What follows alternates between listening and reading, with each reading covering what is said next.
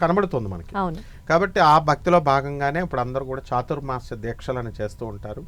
ఆ దీక్షలో భాగంగా అందరూ కూడా ఈ 4 నెలలు కూడా కార్తీక మాసం ఎండింగ్ వరకు కూడా మనకి ఈ యొక్క చాతుర్మాస దీక్షలు, ఈ రకరకాల దీక్షలు చేస్తూ ఉంటారు 4 నెలలు.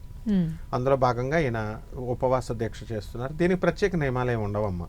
ఎందుకంటే పొలిటీషియన్ కాబట్టి ఆయన మార్నింగ్ వెళ్ళి సాయంత్రం అసలు పొలిమేర దాటకూడదు. ఆ దీక్షలు తీసుకున్న వాళ్ళు, ఉపవాస దీక్షలు తీసుకున్న వాళ్ళు పీఠం పెట్టి పొలిమేర దాటకూడదు ఊరు. కాబట్టి ఈయన డిప్యూటీ సీఎం హోదాలో ఉన్నాడు, వెళ్ళక తప్పదు. కాబట్టి స్ట్రిక్ట్గా ఉండేటటువంటి నియమాలు కాకుండా అత్యవసర పరిస్థితుల్లో ఆయన వెళ్తున్నాడు. సో అక్కడ ఆయన వెళ్ళొచ్చు, తప్పేం లేదు.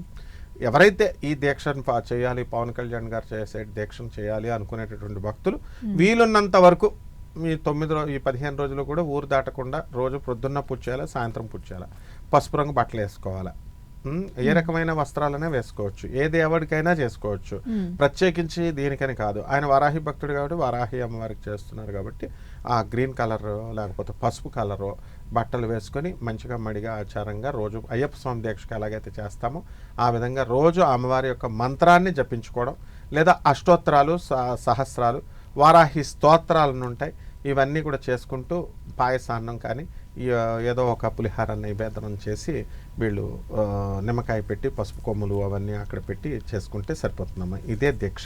అంటే కొంతమంది లేదంటే మనం డిప్యూటీ సీఎం పవన్ కళ్యాణ్ గారిని తీసుకుంటే ఆయనకు మీరు చెప్పినట్టే ఇలా 15 రోజుల పాటు నియమాలతో పాటించడం అనేది కొంత కష్టం, పొలిమేర దాటకుండా అని.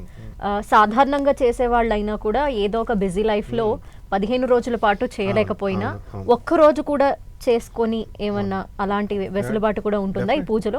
డెఫినెట్లీ 9 రోజులు నవరాత్రులు చేయనటువంటి వాళ్ళు 15 డేస్ చేస్తున్నాం కదా, నవరాత్రుల గురించి చెప్తాను. లాస్ట్ 3 రోజులు చేస్తే సరిపోతుంది. 9 రోజులు చేయలేని వాళ్ళు అష్టమి, నవమి, దశమి. ఓకే, మళ్ళీ ఈ 3 రోజులు కూడా చేయలేనటువంటి వాళ్ళు సప్తమి మూలా నక్షత్రంలో చేస్తే సరిపోతుంది.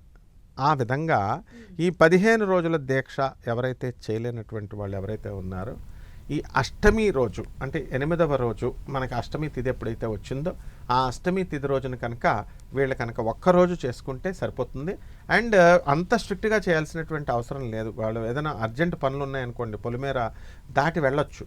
కాబట్టి అంటే అక్కడ ఆ పీఠంలో వాళ్ళ ఆ రోజు పూజ మిస్ కాకుండా ఆ ఊరిలో ఏ ఊరైతే వెళ్ళారో ఆ ఊరు ఆ దీక్ష అక్కడ పూజ చేసుకుంటే సరిపోతుంది.